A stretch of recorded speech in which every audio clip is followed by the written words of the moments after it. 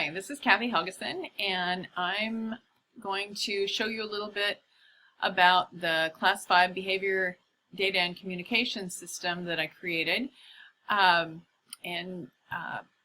give you a little look at how you might use it. So right now I'm on my website, rogueed.com, and I thought that might be easier to remember if you want to go back and play with it. So I'm going to go from there to click on Class 5 Data, and up comes a button for a demo, and that will take you to this screen. And if you were using this system, this is the screen you would see when you were putting in either a record of the behavior that you've dealt with yourself, or if you had a behavior that you wanted to refer the student to administration, this is what you would use. So it's all the same one form. We select the teacher's name if I want an extra email to go to someone else. So maybe I'm a classified person, I want it to go to the child's teacher, so I would click that. I can select the student from a list, or once I start typing it in, it comes up. Defaults to today's date, but you can put it in at a different date. Who's involved, maybe peers, time of day, rounded to the nearest quarter hour, location, I'm going to choose the cafeteria, motivation, to get peer attention. I may not know that, so then I just put in, I don't know, unknown. Problem behavior, here is, let me go get this to down here, click out of it, and so here's the minor behaviors, and as you scroll down you start to see that all the behaviors are listed here. It is customizable, but we don't want to get too many small pots of data, so you can see trends. So I'm going to say there was a disruption. I'm going to click there, and I'm going to write some notes about the incident, just enough for me to remember what happened. So let's say it was cafeteria. So, whoops, misspelled, throwing food at the table. Okay. Student response, I don't have to put anything in there if I don't want to. And the consequence. So restitution, I had them stay and clean up the cafeteria. So if your school has detention, you assign detention, you do that here.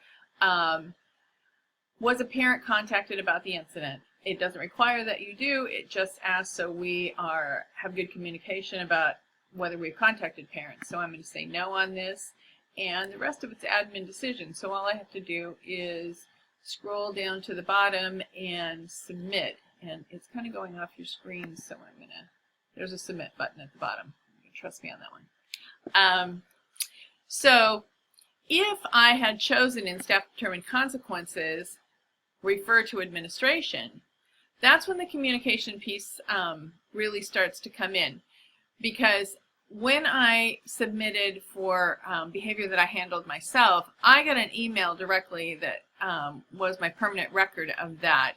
If I click refer to administration, then administration is going to get an email, probably the secretary as well, who will print it out and put it in a folder or whatever, so that when the administrator is available, they're able to go get that student and have a conversation. So when the administrator updates, because they've had the conversation or contacted the parent or whatever, then you get another email back immediately to let you know what happened with that situation. This staff versus office managed is kind of the heart of the system, because what we're trying to do is get more consistent about how we handle behavior at school, because kids who have high-level behavior operate better.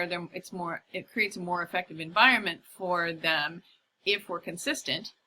And so this chart right here kind of helps show us, I don't know if you can see it up here, but I just received an email for that that I just submitted. So basically, all your basic things that teachers deal with every day is classroom managed.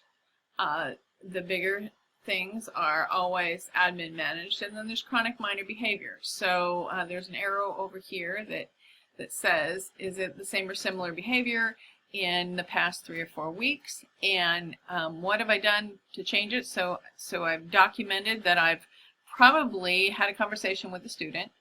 I have invoked some consequence, taken away some privilege, something to try to change the behavior.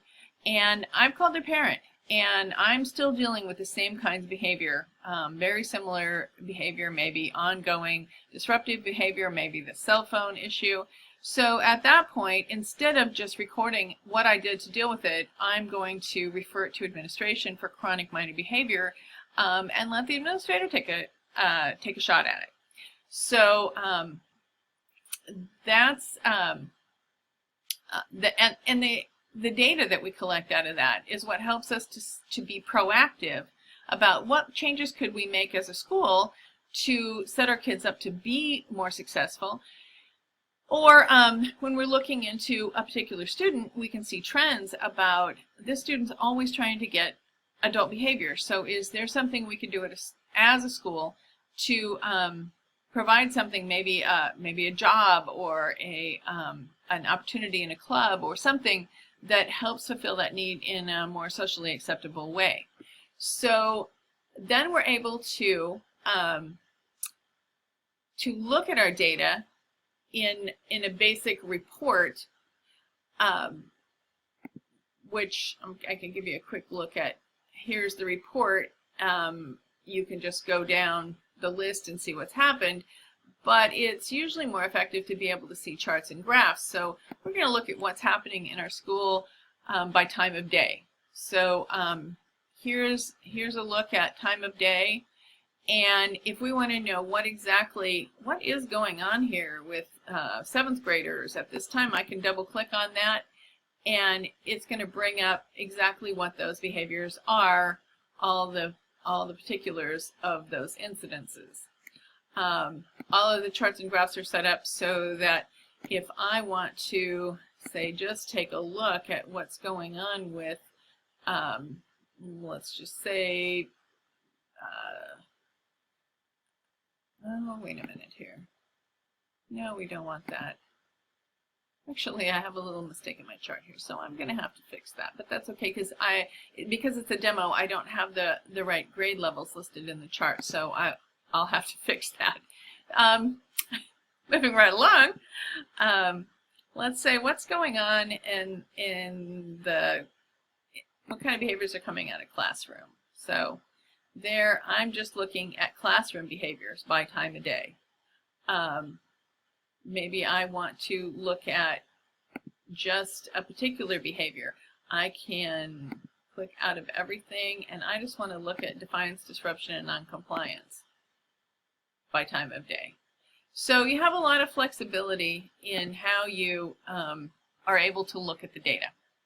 Beyond that, we try to make this your handbook website, basically. So this is all customizable for your school, your student handbook, your dress code, paper forms. If you don't want to do this, like you're teaching and you don't really have time to get on the computer, there are paper forms that you can have on your desk, clipboard or whatever, that then you can quickly jot it down and then put it in later when you have more time.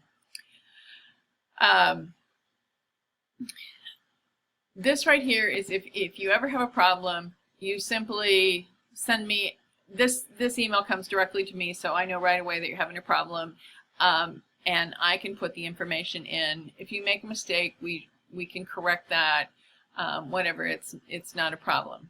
So I think that gives you a quick overview of what you can do with the system. And if you have questions or want some more information or whatever, in any way that I can help you, here's my contact information, and you can always go to rogueed.com and you can find me that way. So I appreciate the time you've taken to take a look at this system. Thank you very much. Have a great day.